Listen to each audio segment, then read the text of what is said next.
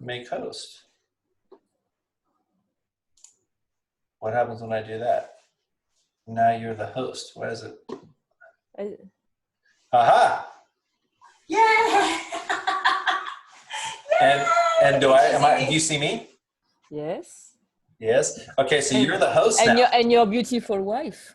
Yes. Can you hear her? Oh, no, she can't hear because yeah. Now you're the host. You have to press start the broadcast. I have to press it? That's a very big responsibility, man. Ooh, I never did that. Look, I'm shaking. Did you start it? No, you want me to start? Yeah, start it. There you go. Can you get in now? Well, I'm trying what? Can you hear us? No. Okay. Oh, yes. How are you? Good. You got the wine, huh? Yay. Just like 30 blocks down from where we're supposed to be. We got lucky, man, because I went to the one we talked about, and I'm like, I had a package delivered. Said, no, nothing was delivered. I'm like, and I'm like, can I track where it was delivered? And he said, no, we can't, because I'm gonna give you the same like information than you have. I'm like, that's not fun. Like, you can't tell me where that fucking package was.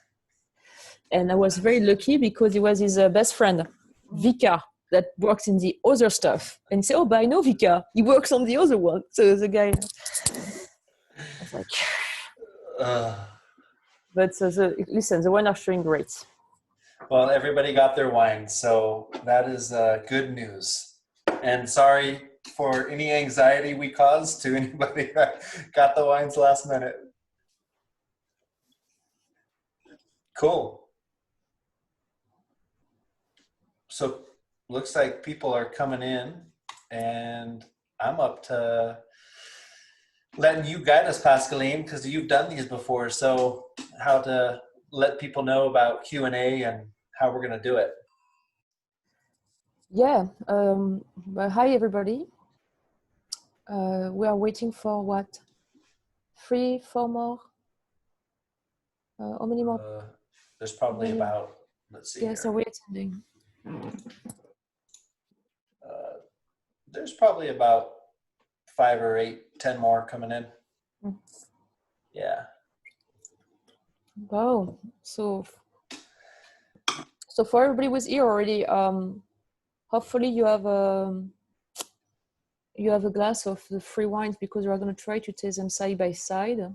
So if even though it's not the same wine glasses, at least it's I think it's an important base for you to be able to compare them. So don't hesitate to pick up 3 glasses and pour you some wine already right now, and don't swirl it too much yet.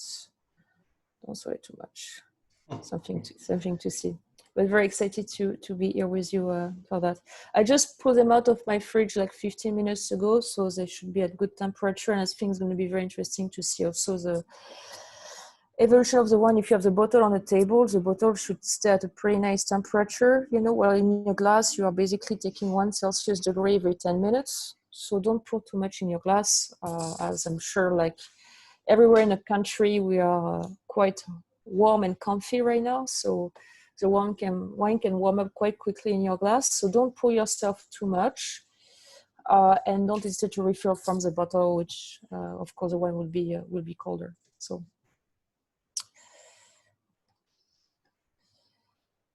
cool. Okay. Can we see everybody?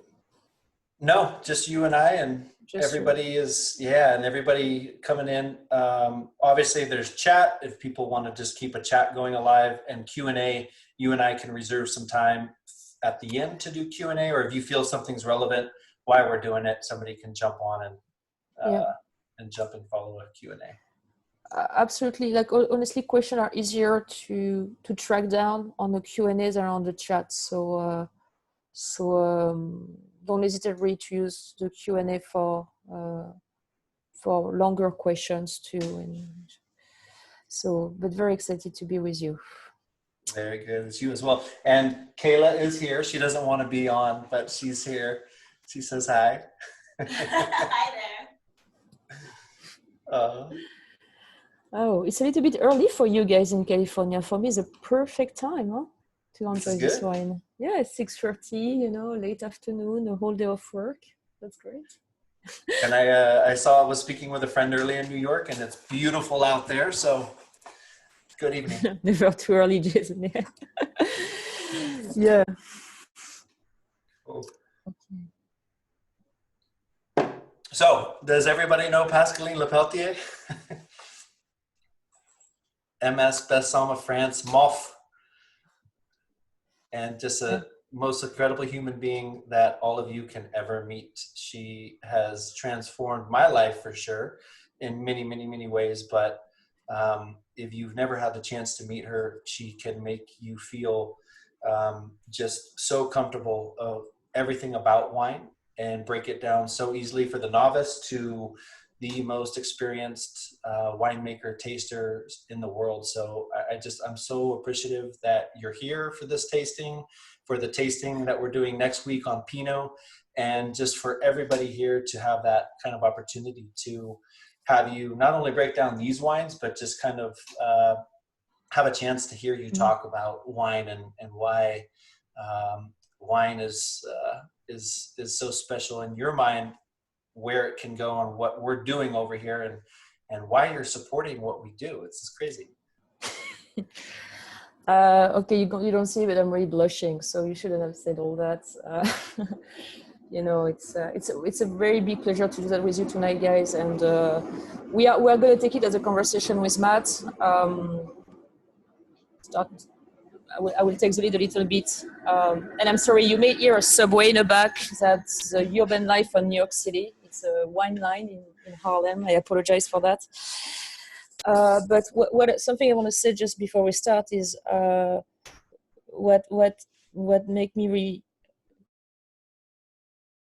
very, very proud and happy to do this with you, and is like you're probably one of the most humble and experienced winemaker and viticulturist in California, and obviously that's not the one that went on the cover of Wine Spectator, all these kind of things. And that's something that struck me in you, that struck me in the people I really want to be inspired by in France and anywhere in the world, is this idea of being always an apprentice. That this idea that you never know anything. You always are going to learn something, and you are going to learn something if you are open, if your ears are open to it, and it's the most beautiful thing to do in any type of field. So whatever diploma, whatever title, that is just a support to continue to learn how to listen. And I have to say, thanks to Matt, I rediscovered a place in the world I thought I knew pretty well, that is the Loire Valley. And thanks to the way you see things and the way you taste and the way you think, you just made me just really relearn something I thought I knew by heart. And that's a beautiful gift. So thanks for that. And it's really became such an important thing in the way I see my professional life. Is it's always continuing to be open and learn, because you can learn so much thing from anybody. Expertise is a tricky thing, and I think the more you are an expert, in fact, the more you have an analytic mind, the less you understand, because the more you need to have a holistic point of view. And I think this is what we're going to talk about today. In the way I would like to talk about wine tonight, is really this idea of holistic, that we are not going to talk about 1 + 1 + 1. We're not going to talk about a little component of that, a little component of components that's going to give that. We're not going to go and talk about fixed stuff, because we are going to talk about things that are interconnected. And it's not the easiest way to think about it, because all our life we're being taught about, understanding, we're breaking down in small stuff and then maybe recomposing it if we can, but we are never really taught about, oh, that is connected to that, connected to that, connected to that, connected to that, and everything is talking together. And when I think the best way to understand and feel that is with arts, but is also with wine. And I think wines can make you really get you into that experience of the world that is very unique and that your brain naturally doesn't do. So this is what I want to do tonight with you, and I think this is why I think your project is very special. So I'm going to talk to you like I'm going to talk to you about how I see wine, which is in a weird way. So that described, because it's probably not we're not going to go for W.A.C.T. or Master Sommelier grid tasting or this kind of thing, because I don't think this is a way to capture what you are trying to do, Matt, especially in the evolution of the wine you are trying to do. So let's dig into it. As I said, now that probably everybody is here, ideally, I hope, guys, you all have the wine in 3 glasses. And before we start to talk way more, I would like you to take maybe you should have done that already. First, look at the wine briefly and look at the color, and just take a little hint of something on the 2 last wine, which for me is very clear, but maybe not for you, but you should see some micro bubbles in the 2 last wine. Do you see them? I just pulled my wine, let's say like 3-4 minutes ago, and for the Chamboulé and for the Matt from the Komorebi, you have like micro bubbles. So just look at that. And then what I would like you to do right now is just to take a quick sip of the 3 wines, but in a way that just try to think that when you're going to pick up this one in your mouth and you're going to, swallow that little sip, just think like nothing else matters. Just try to 100% focus your energy, but not your brain, just your body and everything. You just take that sip, try to get in your body and in your head everything that the one is giving you, and go to the next one and go to the next one. It's kind of a speed dating, first contact, am I falling in love or no kind of thing. But it's something I really, really, really like to do when I tend to jump in a glass and always intellectualize it too much. I'm trying to give myself, okay, I'm taking that over, and I'm just going to want to have what is my whole body tells me about this wine. Everything. So let's do it, and then we can chat. Okay? Cool.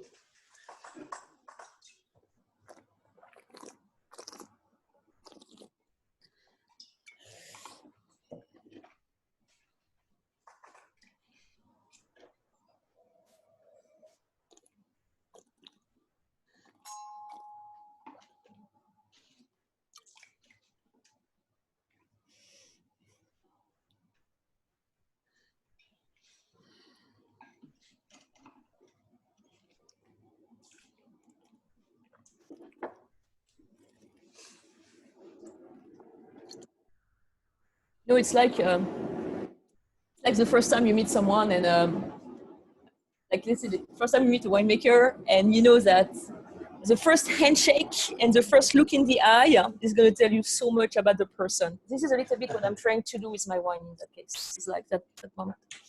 Okay, so keep what you felt in you, because we are gonna work on tasting the wine together, and we are gonna work. I say we don't do analytic tasting, but we are gonna still work a little bit on decomposing some elements, but hopefully in a way that is way more holistic and dynamic than in most of the tasting. And keep that little experience you had on one-on-one with this wine for what you're going to feel like in 15 or 20 minutes.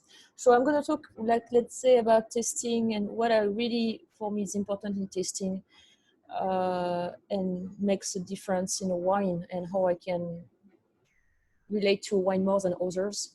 I'm going to give you how I do that, even when I don't know the wine of the winemakers. I will try to do that in 5-10 minutes, and then we are going to go to the wine with Matt one by one to kind of see the progression, see the evolution, see the dynamic in the 3 wines. And there is kind of a common thread, and that common thread grew in certain direction, and that Matt you're going to talk about. And I think that's quite unique and fascinating in California. So. So let's go. And Matt, if I talk too much, you need to stop me. And of course, if you have any question, you need to tell me. Okay, so perfect.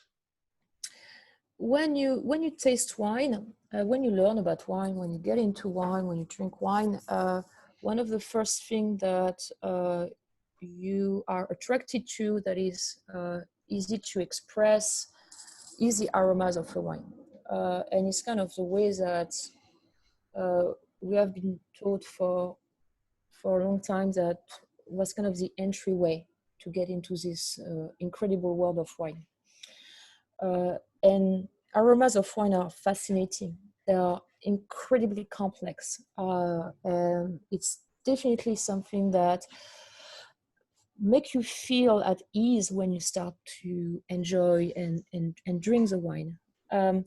But something problematic for me with aromas is that there tends to be a screen. There tends to be something that is hiding that what should be, for me, the focal point where you start to want to see what's behind the fragrancy of a wine. So I'm going to explain myself. Today we are going to do an exercise where we're going to pair 3 wines that have quite some time and difference in age, okay? So we are talking about 2010, and we're going to talk about 2014, and we're going to talk about 2017. So what I'm going to ask you right now, it's when we're going to start to taste, is to try to put the aromas second in the way you are going to feel the wine. Because if you put them first, you're going to say, wow, yeah, this wine tastes older, and there is like these notes that are maybe like a little bit less fresh and all that. And it's really a screen to your brain that's not going to allow you to go to what I think makes a great wine a great wine. So what is a great wine for me? It's a wine with a sense of place. It's a wine that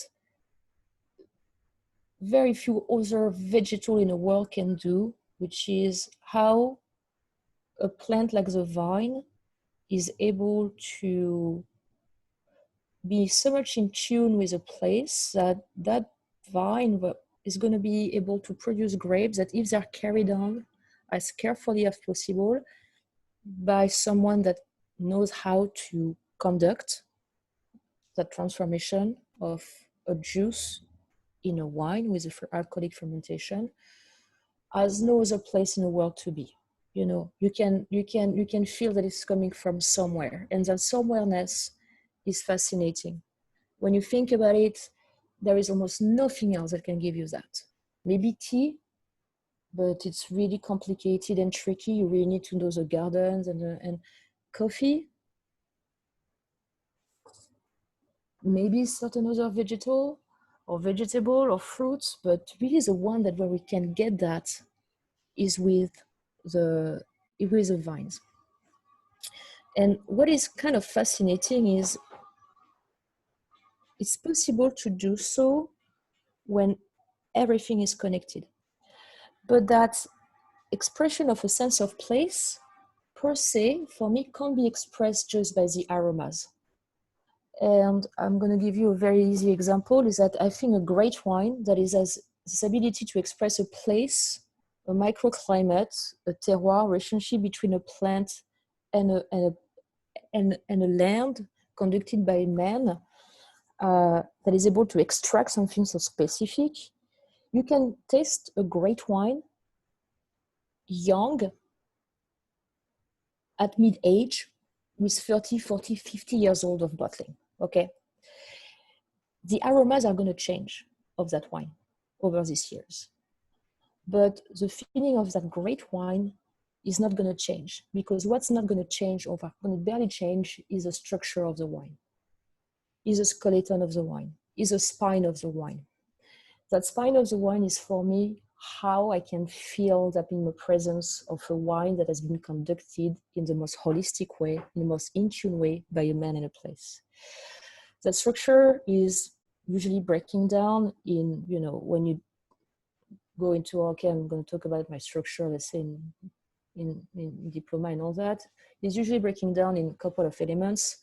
We're going to talk about the alcohol, we're going to talk about the sugar, we're going to talk about the acid, we're going to talk about the tannin, and we're going to talk about the gas. Okay, that is usually what is called the structure of your wine. I think this idea of structure is a good base to start, but we never really think about the quality of that structure. And the quality of that structure is where, for me, you're really going to understand what is a great wine. The quality of that structure is this impression that all these elements I'm talking about are in perfect harmony with a length. And I really believe terroir is expressed by the length of the wine that is coherent with the structural element of its upfront structure. And that length can be carried by any of these elements. It can be carried by the alcohol, it can be carried by the sugar, it can be carried by the acidity. It's especially carried by something we are really rarely talked about, which is something that is discussed a lot amongst scientists and winemakers.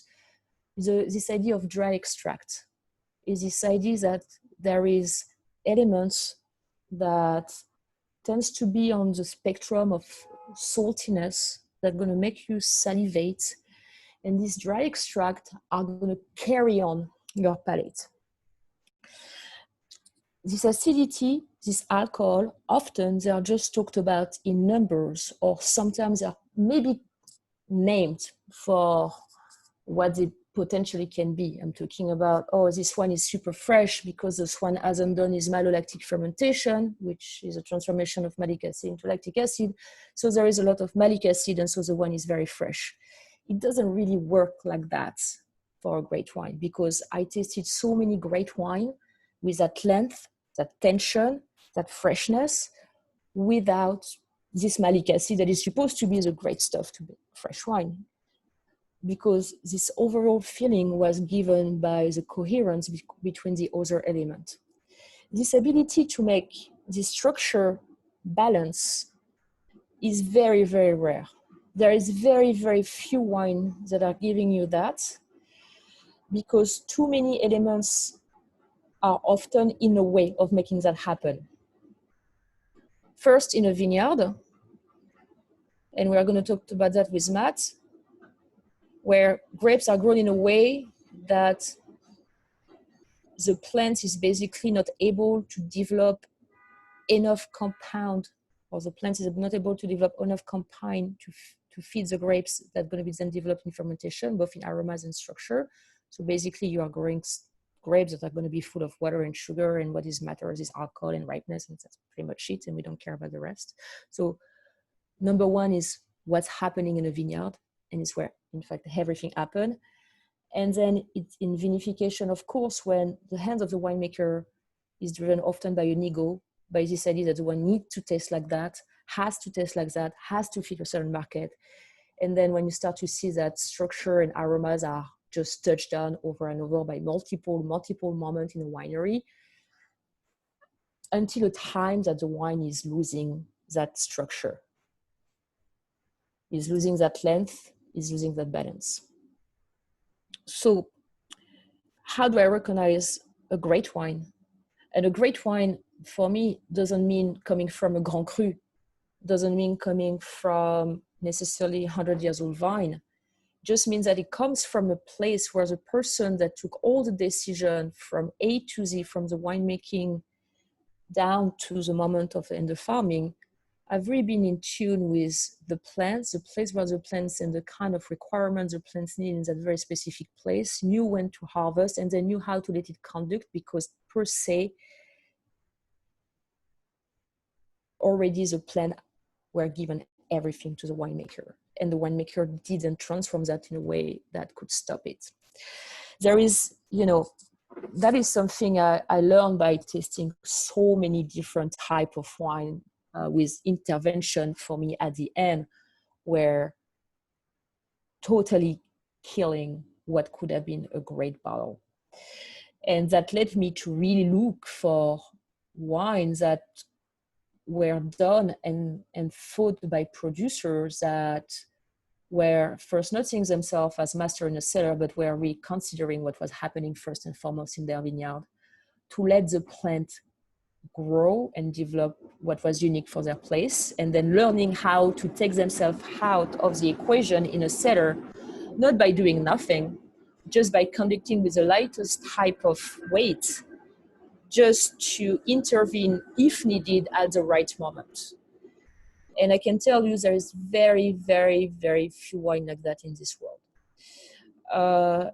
And I think with what you, Matt, are doing right now, you are writing a new page of what can Chardonnay be in California, because you are able to understand what the plant and how the plant can express that, and how you can also take yourself out to be able to let everything translate. So maybe it seems like very esoteric and very poetic, but you have to think that on my experience, which is on the sommelier side, most of the time, people are winemakers all over the world are talking to me about what they do all the time at every single moment. And very few are telling me about what they don't do or what they just observe.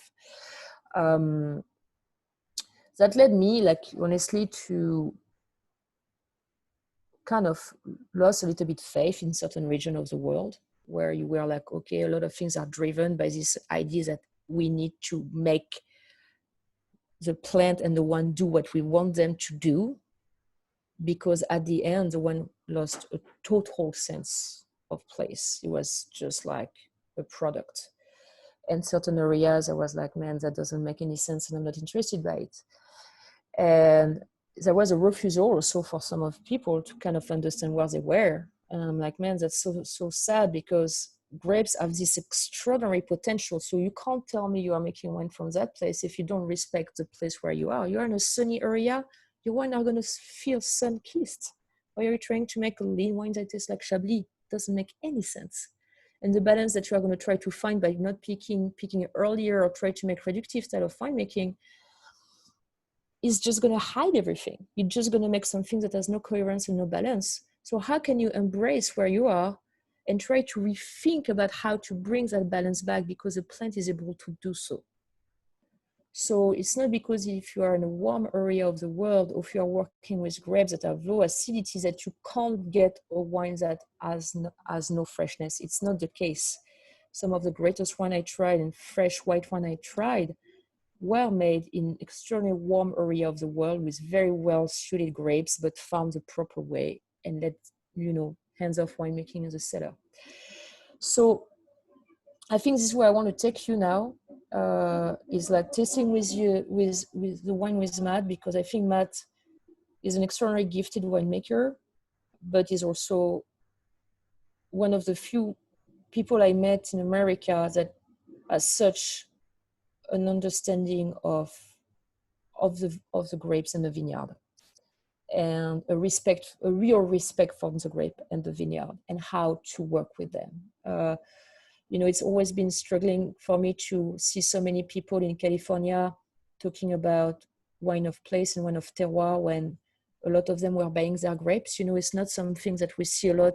Like, we see a lot of négociants in France, but a lot of people calling themselves winemaker or vigneron in France, usually they grow their grapes and they make their wine. And I was always kind of buffered by thinking, well, you're going to make wine with grapes that you buy, but how do you know how to handle that juice? Because you haven't seen the whole vegetative cycle of that plant. You were not with that plant the whole year. You don't know when the plant's stressed, when the grape's stressed, or things like that. How do you able to make low intervention wine in this condition? I didn't get it. And so I think what we're seeing with Matt's work is really this very special understanding that is a real thinking for me of a vineyard, which is to make this wine that has that very unique structure, this dry extract, this length, this balance, that can be just with all these elements at a higher intensity level. You need to farm. And so let's go into the wine. If you want, Matt, or if you have anything to say. You're doing an incredible job, Pascaline. No, I think that you're taking us through kind of an evolution of especially learning about wine and farming, and that path is still continuing every day, and having a property of my own that we're farming now. There's that ability to learn at a much deeper level, but you can see even in these three wines, a huge process and development of career and winemaking style and approach. And I'm excited to jump into this because there's a huge story in these for me that I'd like to have hopefully is translated by you well in what we're tasting. So please go ahead, start us. No, I think let's. I think for some, you told me that you may have some background and map. At least you have an idea of where the vineyard were and how you started to work with them. I think it's important to start with that. So do you have the visual, and maybe you can tell us a little bit about um, the story behind the first one, not getting too much in details, and we get the wine, and then we'll talk about more how you made it. Okay? Yeah, I'll maybe talk about the project and where we're at and everything when we get to that last wine. But starting with the first wine, I think that I look at this as it's showing well, and yet at the same time lacks that kind of life that you're talking about. There's a lack of tension in it to me. And there's a side of, I feel like a good chunk of California Chardonnays are made in this way. And that was kind of where I was at in my process at the time, which was picking into a particular wheelhouse of sugar and acid, whole cluster pressing, and putting this wine into a certain percentage of new oak and not necessarily racking, but not finding and filtering. And that first wine, the 2010 Walker Station Chardonnay. And this was something that, while, again, I think the wine shows incredible where it's gone in aromatics and such, there's a complete void of tension for me on the palate. Not complete void, but when you start getting into the other wines, you start to see a level of tension and a recognition of tension and trying to bring that into the wines and what you talked about that wasn't there in the 2010. So please, your thoughts on the 2010. Yeah, so I think the 2010 is a really good example of what I would say a restrained style of more classic California Chardonnay, or like Sonoma Chardonnays I would have expected it, I think once again, I'm going behind the aromatics because I think I want to talk about that in a second, because for example, I'm going to go there now.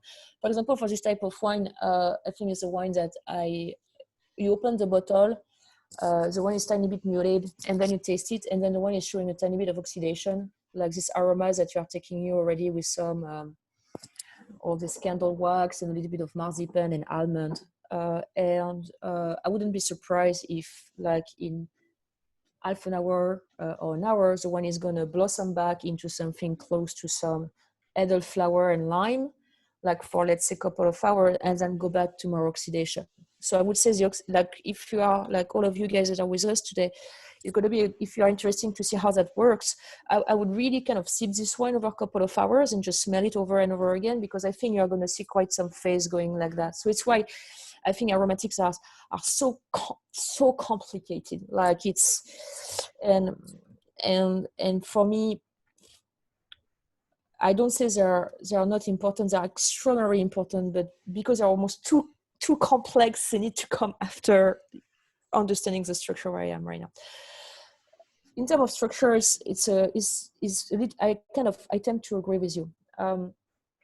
This wine is showing this very interesting mix of upfront ripeness with a certain weight, but not sweetness at all. So I don't feel like there is any residual sugar whatsoever. There is a certain coating of the mass, but you are picking up a kind of a brisk tension of acidity at the beginning. And you keep that for 2, 3, 4 seconds in your mouth. I really like to take my wine in my temporality. I like to have, I should have said that. I taste my wine in duration in my mouth. It's not something that we really talk about, especially if you go for the MS and the WSET and all that. But I really like to think how is my wine developing in my palate. I don't think it's like a minute after a minute after a minute. You can't think like that this way. You are going to have some expansion of time, expansion of duration. Sometimes the attack is going to take like 2, 3, 4 seconds, and then you're going to have a feeling a little bit of a mid palate, and then you're going to have super long length. You need to learn, I think is what I'm trying to learn, is to let this duration express itself in my palate. We tend to, I think, learn to taste way too by segment of time, which make us miss a lot of things. So here, if I taste it, you have this feeling of ripeness, coating acidity is still here, it lasts 4-5 seconds, and then this acidity just start to feel a little bit tired, and then you pick up a tiny bit of bitterness with a feeling of salivation, but you need a little bit of water. And this is where I think the acidity has been a tiny bit oxidized. And this is where I think this is what you are talking about the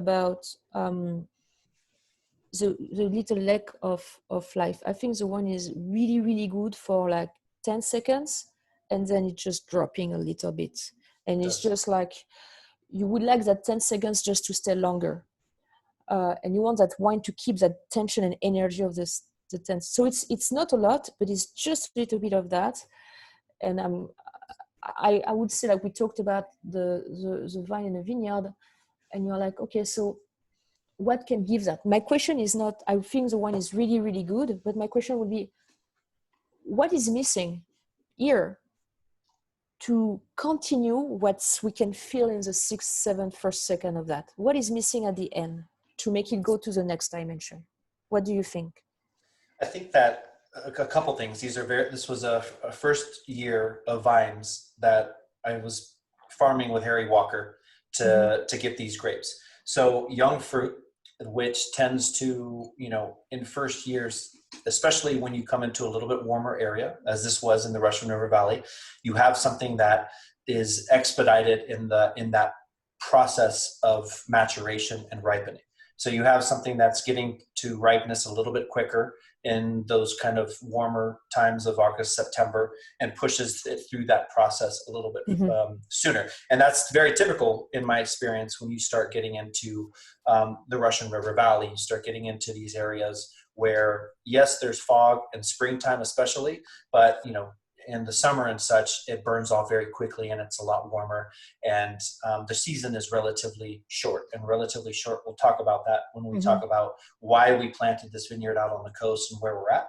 But there's a side in that, which is, I think it was picked very, very well for the vintage and for where it was at. And I think it's a great wine for the vintage. But I think as you move along in this process, you start to see that building of tension and that building of length, and that's coming back to a multitude of factors, but primarily that long growing season. And then working with the wine for myself in how it's pressed and how you're, what I think a lot of California wines and how they're being pressed versus how these wines are being pressed. And then just that élevage process and that time that they're taking in barrel or concrete only on that last wine. So I think the like something about young vines, it's it's something I also learned with some like common friends winemakers, that young vine don't necessarily mean that the wine can't hold up to a certain density. And I think here, to be noticed, there is a lot of density in wine. The dry extracts that we're starting to talk about, I feel that you can get some part of it. And the more we are going to go, the more we are going to taste that dry extract I'm talking about. But I think the point that you are mentioning about the growing season, the long growing season, and this idea that how much can be burnt when you're in areas that are really warm for a plant, and how much can be metabolized in this part of that moment of the vegetative cycle, that when it's gone, it's gone. When it's gone, you have to deal with what's left, with also more sugar, more alcohol, and a certain type of less acid. So how important it is to really care for that that ability for the plant to grow as its own rhythm in a certain environment? And is it something that you're paying more and more, like, it's obviously something you have been paying more and more attention over your evolution as a wine grower and winemaker, this idea of cycle and length of cycle? Absolutely, and growing plants that are suited to the area that they're grown. And I think that in California, we have this ability to plant everything everywhere, and it's fun and it's beautiful, and we can make phenomenal wines because we have the sunshine. Yet at the same time, it's that side of, you know, we chose Occidental and we chose this place out on the coast for a reason. And that was, you know, you have this proximity to the ocean, which you don't see freezing. But you have this buffering where I'll be out 10 to 2 weeks earlier than the Russian River Valley when I get bud break. And yet I'm harvesting 3 weeks to 4 weeks after them out there on the coast. So it's an incredibly, incredibly long season. And when you are coupling that with the fact that, you know, so much of this project is based upon skin maturity, and we can talk about skin maturity, but you don't get that in the interior. You get, you know, we're all struggling to kind of get grapes that are matching this phenolic ripeness with everything that we want with sugar and acid. But getting skin maturity is kind of this, planting it out there to get that is that golden kind of triangle of elements that I'm trying to get. And it's very, very important, not only in Chardonnay, but in Pinot Noir, especially when you're doing whole cluster.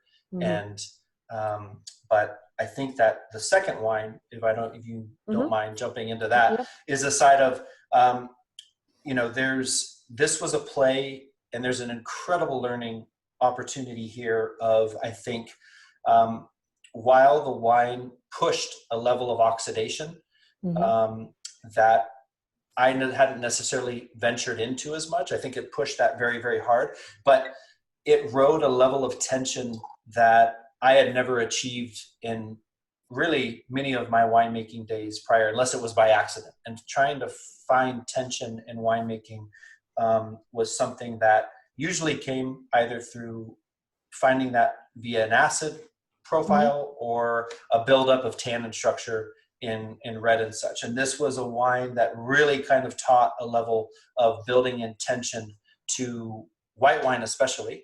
And while it kind of, surpassed some elements of oxidativeness, it holds so much tension and that bitterness and that structure in it, that it's, for me, it's kind of that peak of, for me, in that learning curve and what I went, and just kind of where it shot off this project and how I'm making wines now. This was the wine that kind of shot me in that slingshot to kind of where I'm going and how I'm doing things, for sure. But it's very, you mentioned something about oxidation, which, for certain people, oxidation is kind of a dirty word, or it's like also really categorize you in certain area, and this is part of this idea that it's not because there is oxidation or oxidative kind of aroma that there is not freshness. And this is something that we are tend to be taught. To be fresh, it has to be reductive. When it's oxidized, it's going to be heavy. You are not going to have tension whatsoever. It just doesn't work like that. It doesn't work like that. Absolutely. And it's something, for me, I learned that with a lot in terms of Chardonnay with the wine of the Jura. There were an extraordinary school for me, because it tends to be more on a riper oxidative note, riper in terms of the grapes, oxidative note in terms of the vinifications and Burgundy. But my experience was, okay, I have this first front of aromas, once again, that takes me to maybe a little bit bruised apple, maybe a tiny bit of curry, maybe a tiny bit of zest. They don't have that kind of sexy, flinty, smoky, lemony thing. They don't have that. But in a palate, they were so much more vibrant and salivating, and the tension was so much higher than a lot of their counterpoint in Burgundy that were tight to the bone, that were probably ripe picked slightly underripe, and then vinified in a way that they were so tight, like multiple phenomenon of winemaking you can use, tricks, that it was like, I was like, I'm tasting wines that are at 14.5% alcohol in the southern part of the Jura with oxidative note that are fresher. And not only they are fresher in terms of their structure and their salinity, but they are also aging way better because after 15 or 20 years, they were keeping their tension, freshness, acidity. And I can name the two guys that make me understood that. That was Stéphane Tissot and Ganva in their two opposite sides of the Jura, and able to test Ganva from like, I was lucky to test from stuff that he was making in the late 1990s, but Tissot, same thing from the early 2000s, that were way fresher than their counterpart in Burgundy in terms of this acidity we are talking about and this crazy length, because they were also hands-off in their winemaking, and we're going to go over that. But that thing was about this wine is a kind of wine that if you just stay on your nose and you go, oh, you know what, it tastes a little bit ripe and we open up and all that stuff and oxidize, and you're like, you know what, it shouldn't, not going to be fresh. You know what, some people, at least in the restaurant, will not even consider tasting it. And when you taste it,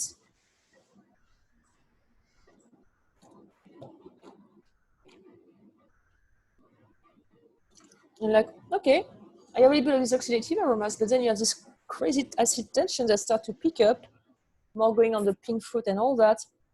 And this acidity is for me way longer than compared to the Walker Station. You don't have that drop at the end. You are keeping on that same length. And then you just pick up a little bit of alcohol.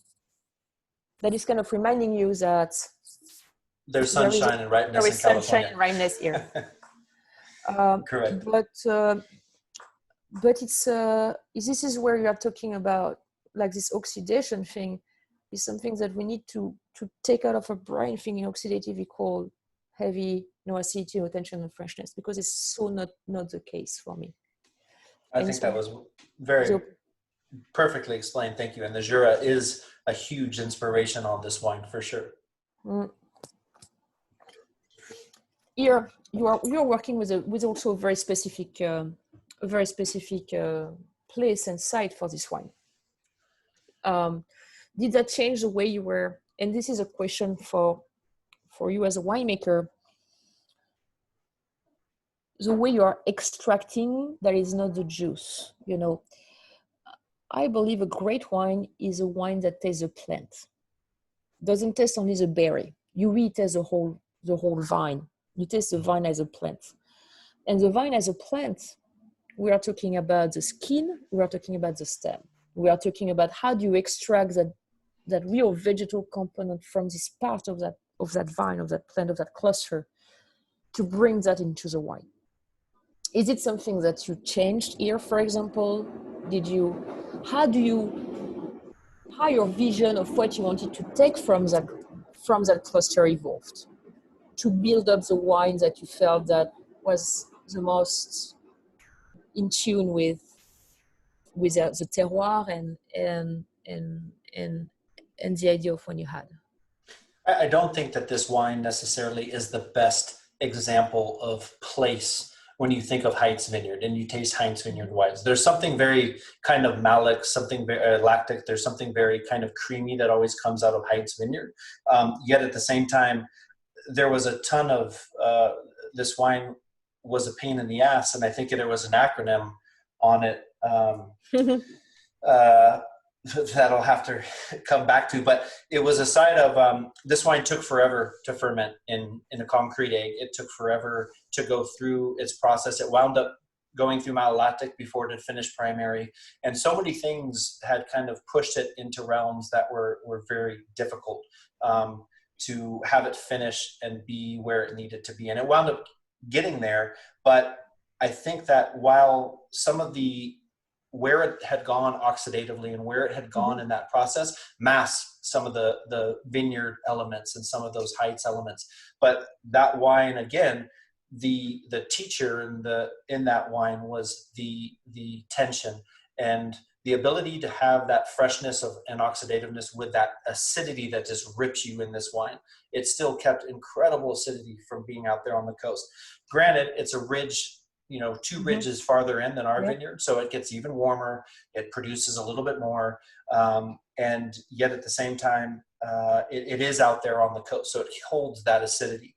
But you have this side of it that, again, that length, that tension. I mean, it taught me tons in this wine that you start to see in all the wines that we're going to be tasting, Chardonnay, Pinot, everything from our site, future Loire varietals that we're going to do. But yeah, no, it's, I don't think that it is the best teacher of place on this wine. Place from the coast and climatically and the elements of chemically and where it's at, but actual kind of aromatic profile that is carried in conjunction with a place year to year.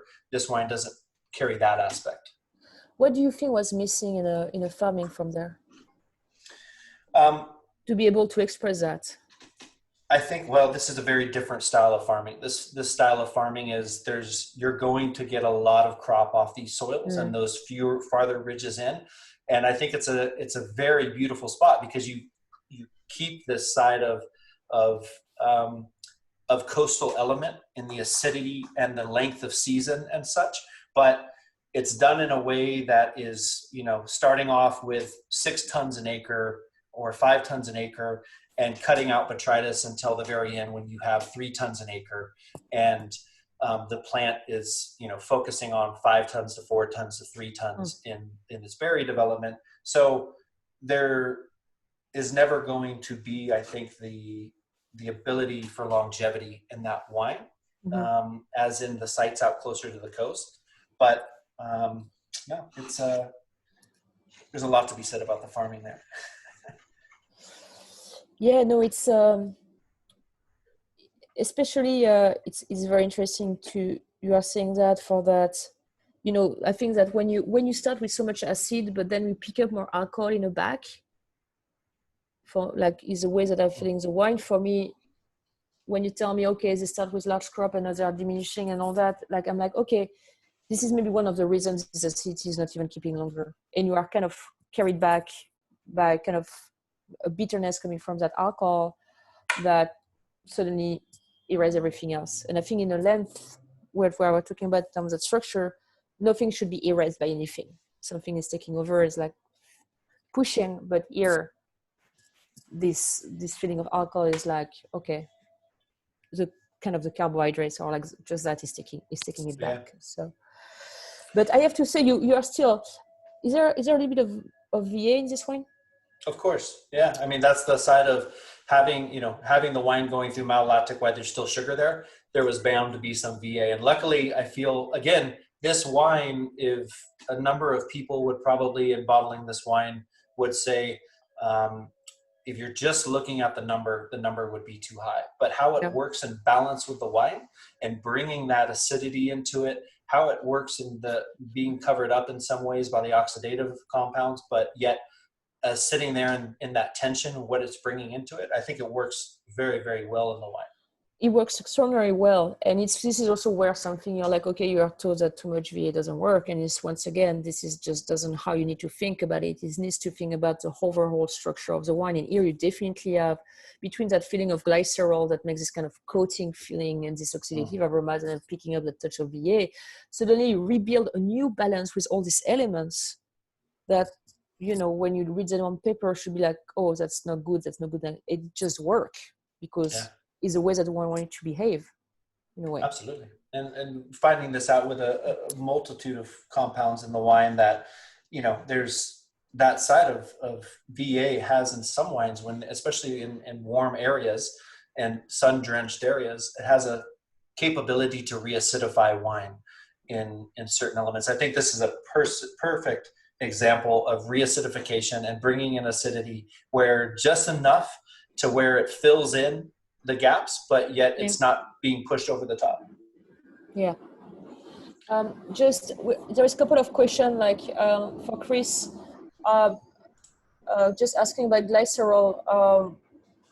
Matt will be more on the technical side to explain that, but it's byproduct of fermentation, and it gives you a feeling of almost oiliness, of oily sweetness, but without the feeling of residual sugar. It's kind of a coating feel, a gentle coating feel, generally up front the palate, that could make you feel the one of the sugar, but in fact, you finish and it's like on the drier side. How do you want to explain glycerol, Matt? Let's not explain glycerin and that aspect. I think that one of the things that you will find is that the quality of sugars in California are much more akin to areas, when we're talking about varietals that we're growing, it's much more akin to areas like the Rhone, in what you're getting as far as quality of sugars and glycerin, components in the wine, as opposed to when we try to think of Burgundy or Jura or these aspects. You get a quality sugar that comes from the sun that we get here, no matter interior or coast. There's a parallel that we sit on, similar to southern Spain, Lisbon, Athens, Greece. I mean, we have an amount of sunshine that we're not getting up on the 21st parallel when you're sitting and talking Loire and down into Burgundy and stuff. So, yeah. So yeah, that was kind of just like Chris. That was that. Obviously, it's more something that I usually get in very ripe wine with a lot of, as Matt said, a lot of sugar. I think Hermitage White for me is this kind of archetypal glacier lake wine, feeling sweet but not sweet. And we have another question, two other question. Do you think terroir is from Drew? Drew, good to read you. Do you think terroir is mostly recognized by primary flavors? And what about secondary flavors like the oxidized style in the 2004?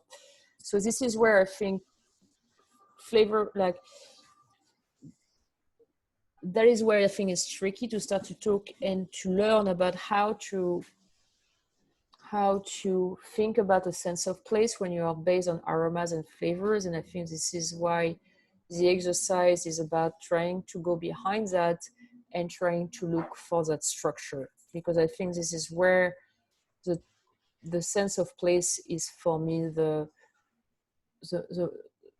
easier to get. So, we are learning that great farming allows for the mycorrhizae to extract certain organic minerals that the plant can absorb, and these elements are going to be able to develop a lot of very specific aromatics for the plants. But first and foremost, we are at the end, what we are talking right now for a really good sense of terroir, this ability of the plant to deal with a climate in a specific biotope and environment in a very specific type of soil. So it's how the plant is going to deal with that extreme amount of sunshine in the very heavy amount of rain, amount of clouds and all that, and how the winemaker is able to do that.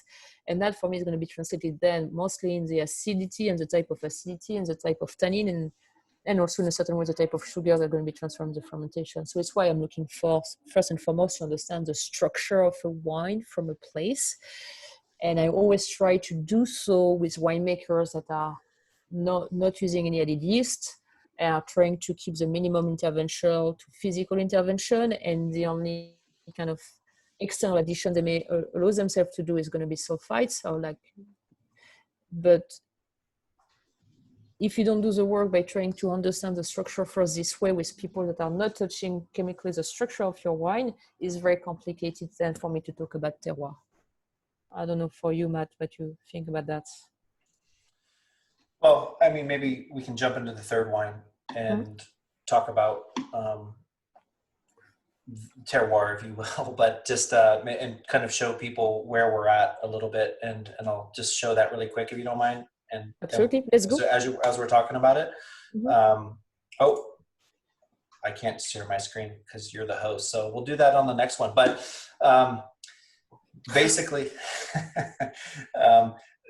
no worries. So this property, and coming back to why we picked this property, there's a side of where it's at, of being able to have the ability to farm a property out on the coast where we can have this incredibly long season, and yet at the same time, so this was purchased in 11, we planted it in 2011 to rootstock, we grafted in 14, we gave it a long time because of the fact that we want to be able to dry farm out there, and not only dry farm, but farm regeneratively. So not cultivating and trying to work with having balance in these vines without having to, cultivate to draw up water, farm organically and biodynamically, and really have this, we have a ton of water out, a surplus of water in Occidental.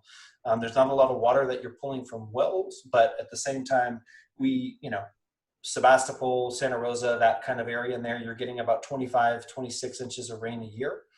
And out on the coast, we'll get to 65 in a low year, 45. So we get a lot of rain in the soil out there. And so it's and we get a lot of fog throughout the summer. So, in a square meter box in the redwoods out there, they've collected 10 gallons in a day just in the summer from fog.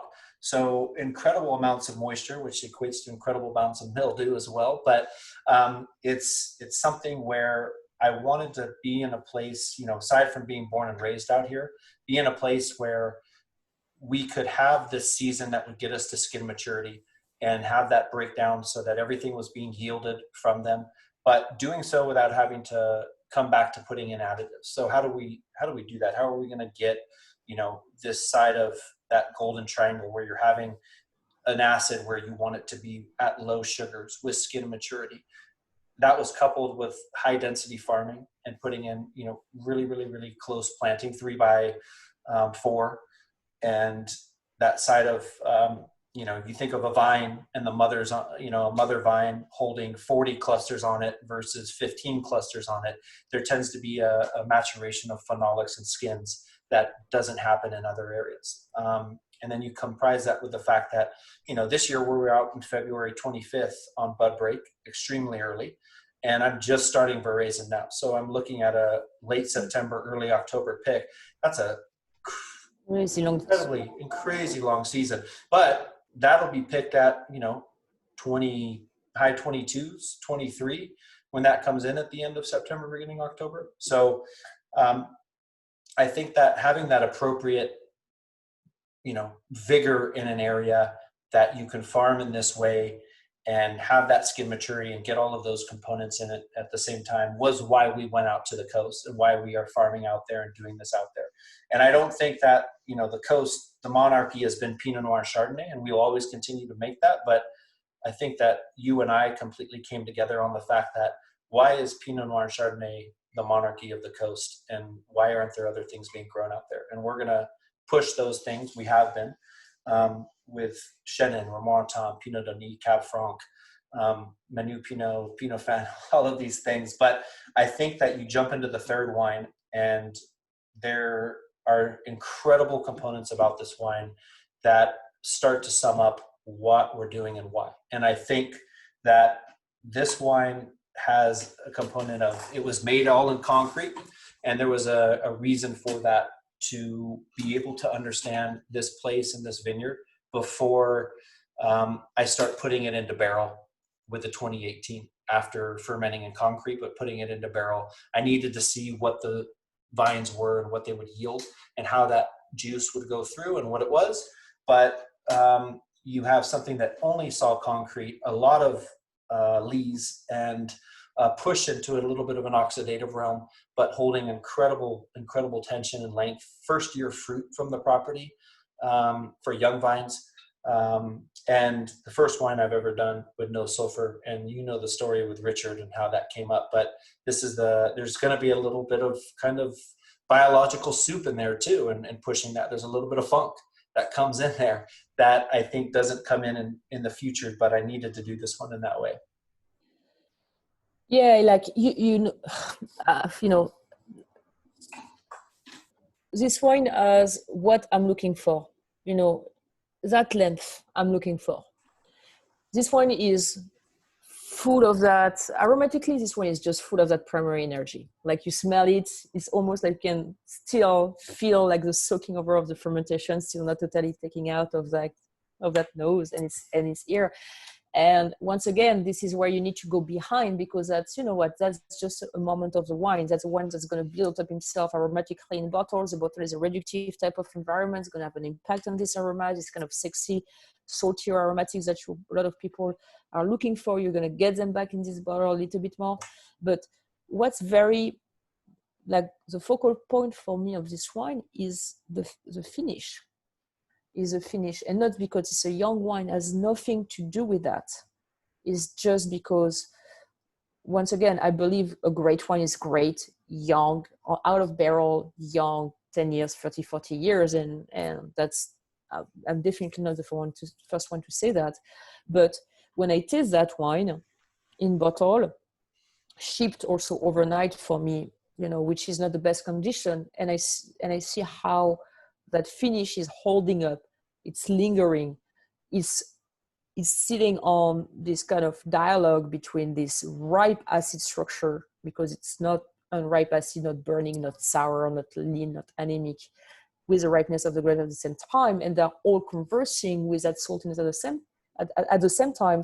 I know that bottle, like, I'm going to be able to keep it in 10 years. I'm going to find my same finish, So this is really something really exciting. And the first time we share that wine, I was very exciting, because I never really tasted like that from California, and is it perfect? No, but that's just not the point. Like, it's normal that's not perfect. And what is perfection? Just like there is a perfect wine, but is it incredibly coherent, and does it have this extraordinary ability of my body to embrace it, both by my brain and just physically? Absolutely yes.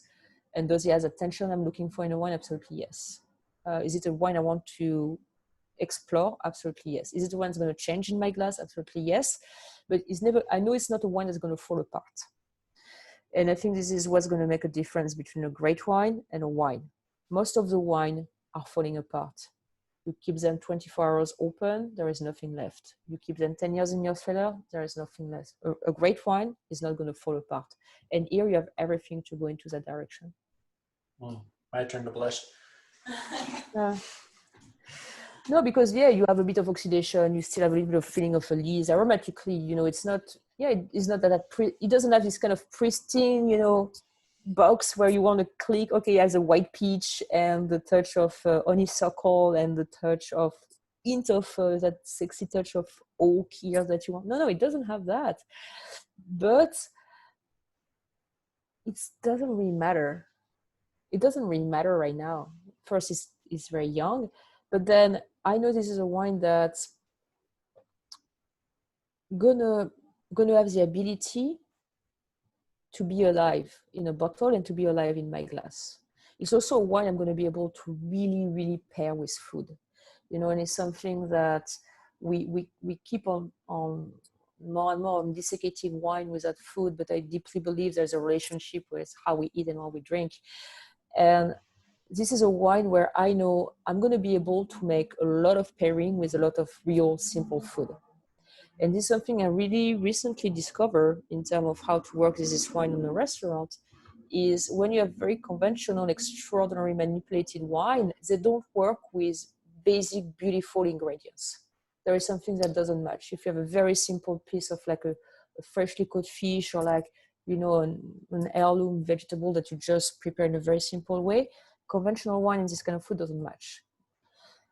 And when you have a very like industrial food and this kind of wine, it won't match either. But when you have the two together, this is where you can really talk about fantastic wine pairing and taking you to another dimension into the experience of food and wine. And you can get that here. So that's also something we haven't thought about. But no, that's for me, that's a fresh breath of air about what can be done in California. And for no sulfur and all that, no sulfur, I think we're both on the same page for that. I'm not looking for no sulfur wine as the growl. It's like, oh, you put sulfur, your wine sucks. That just makes absolutely no sense. And we are in a world today of, if you're not 100% natural, you're no good. It just doesn't work like that. Putting a tiny bit of sulfur in a wine is not going to kill anybody. That's just not the point. The point is how can someone with a craft of knowing how to make wine can allow that very specific plant that is a grape to express its full spectrum of possibility, of aromas and of structure? How can you do that? And if you can do it without sulfur, that's really exceptional, without having the wine turning into vinegar or turning into whatever thing that is not, can't be wine. And I think that's a great example of that. Well, a great lesson that I learned was, we constantly are pulling the wines out and putting them in a glass about half full as they're in élevage and aging. And as we're getting toward bottling, and one of the things is, you know, constantly tasting that wine over 7, 10, 14, 21 days and seeing how that wine breaks down. And this wine would just sit in glass longer than Bordeaux varietals, longer than other things that we've been doing. And that kind of was that side of constantly seeing that year after year, but not putting in a little bit sulfur to feel good about myself putting it in the bottle. And, you know, that side of being in the Loire with Richard Leroy, who also had that transformation and pushing things into no sulfur, and bringing this wine to him and sitting down with him and tasting and having him kind of sit there with me and say, you know, this has all of the skeleton and guts that you need to do this. So why don't you do it? And kind of letting him know my insecurities with that. And it was that kind of, he had me break down at the table with him, and that side of crying in front of Richard and him saying, no, this is a wine that you can do that on. So it, you know, everything was there to do that. And I think that it's something with the Pinot Noir that I don't feel comfortable yet. But I don't necessarily know that it ever will get to the point that I do that with the red, but this is a wine that just holds, because of that acid, because of that skin maturity, because of how it's pressed and the leaves with it, it just holds in glass for days and days and days and days and days. And God damn, why not do no sulfur on it? So there you go. Yeah, and once again, like I just look at the back label, is like 12.2% alcohol, you know, and it's like you see, okay, you know, the aromatically, like if we want to talk about the aromas that are kind of expressing in a certain ways of fruit, it just feels ripes. It just feels perfectly ripes.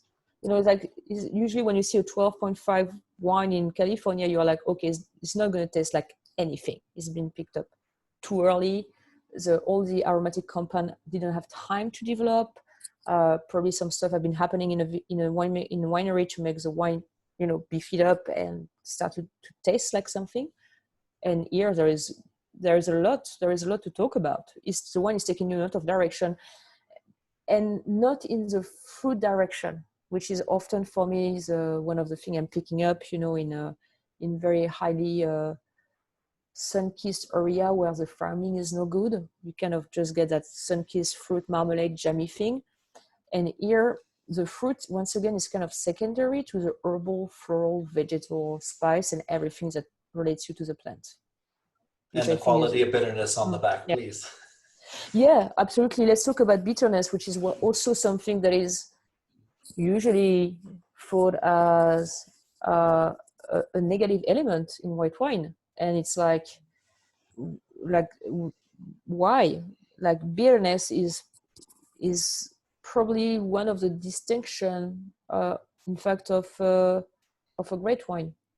And bitterness is for me the reflection of the plant, an expression of bitterness. My favorite wine and the one that I can relate to the most have a bitterness coming from usually a very interesting extraction of the like a work from the wine, the vigneron or the vigneron, from the extraction of things from that skin.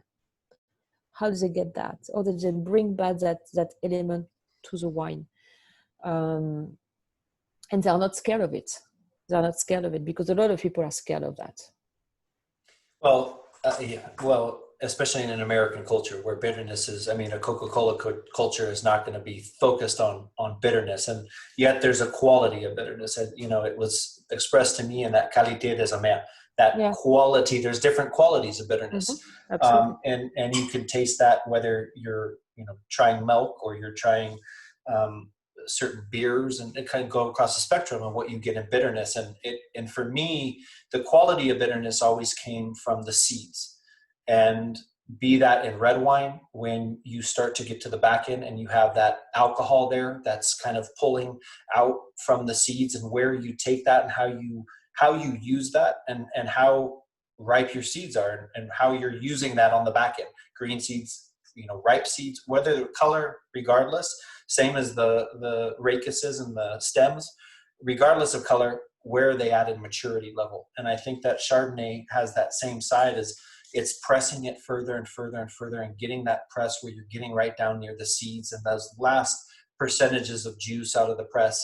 that where it's just dripping, but that quality of bitterness that's coming in from that is incredible. And it's an antioxidant. It's a side in that juice that comes out that's holding these wines and keeping them stable, but yet at the same time gets you to that back end and that bitter side that, you know, it should be a qualitative note, but not overpowering. And I'm hoping that you get that on that back end here, is that there was a lot of work to get to that level and that point of bitterness.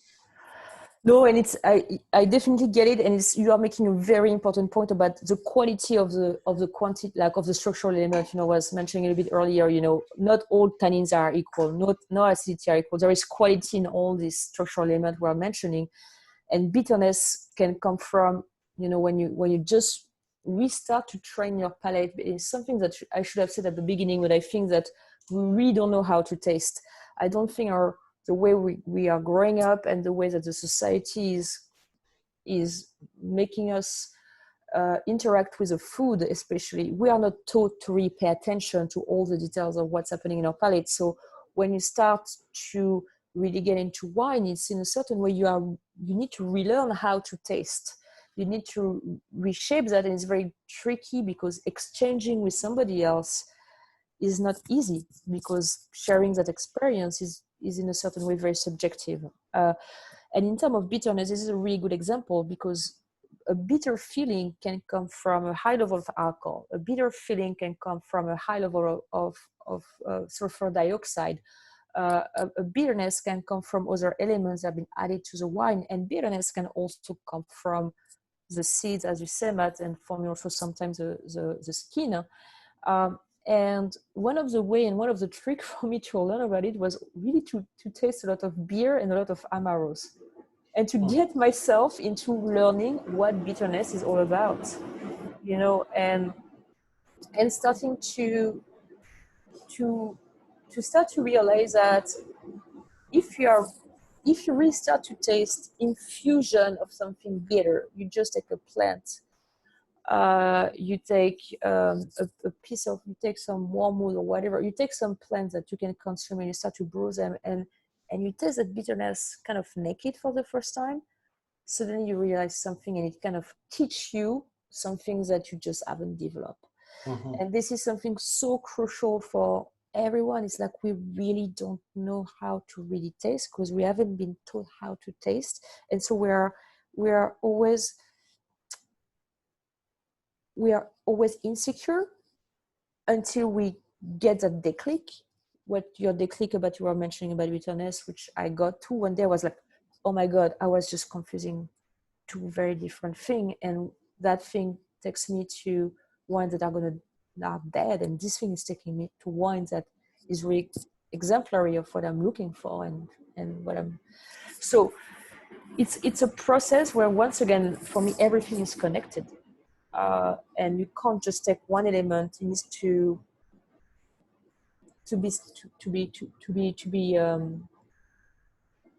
be put in perspective.